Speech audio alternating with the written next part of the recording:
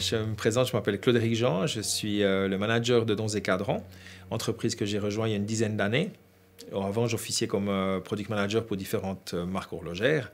Et ma rencontre avec l'émail s'est faite à travers une marque justement horlogère qui m'a permis de tomber en amour de ce magnifique travail qu'est l'émail. Ce projet a démarré il y a presque 2 ans en arrière par une rencontre en nous présentant cette fameuse montre Esmeralda avec plein de défis, beaucoup de belles choses à raconter, une belle histoire à raconter autour de ce projet.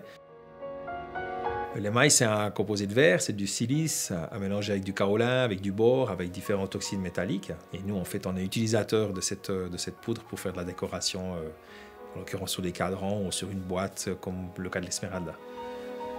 Pour cette magnifique pièce iconique, on a eu plusieurs défis qui étaient de réunir déjà des corps de métier extrêmement différents, très artisanaux, comme le guillochage, la gravure, l'émail. Les défis importants, c'était de maintenir les géométries d'une pièce par rapport au passage au four notamment, parce que l'émail est une matière qu'on va passer au four à des températures à peu près 800 degrés. Une des difficultés aussi, c'est de garder la géométrie, vu qu'on a une bande de carrure qui a un rayon, et c'est de maintenir ce rayon sur des parties qui sont dures, qui est l'émail, et des parties qui sont tendres, qui sont l'or, et de regarder cette géométrie pour garder un effet tendu au niveau de la carrure. Un des autres défis importants, c'est l'or utilisé. La pièce de base était une pièce en or rose, l'or rose contient du cuivre. Et le cuivre est un élément perturbateur au niveau de l'émaillage parce que c'est un élément qui s'évapore et qui va influencer fortement les couleurs des émaux qu'on va utiliser. Donc là aussi, on peut partir sur une idée de couleur et au final, à l'utilisation, on va partir sur une autre couleur qui aura une interaction avec la matière de base un petit peu différente. Pour le fond de la Esmeralda, nous avons utilisé la technique du champ levé.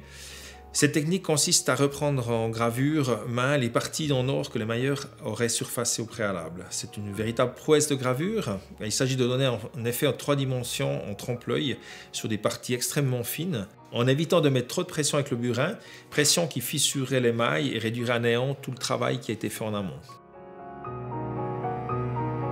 Ce qui m'a le plus passionné sur ce projet, c'est la réunion autour d'une pièce iconique Girard-Perregaux, à savoir l'Esmeralda sous trompon d'or, qui réunit en fait énormément de codes de l'horlogerie, la gravure, le guillochage, la technique qui est justement une pièce tourbillon, et de réussir à reproduire quelque chose d'aussi fort du point de vue design, du point de vue réalisation.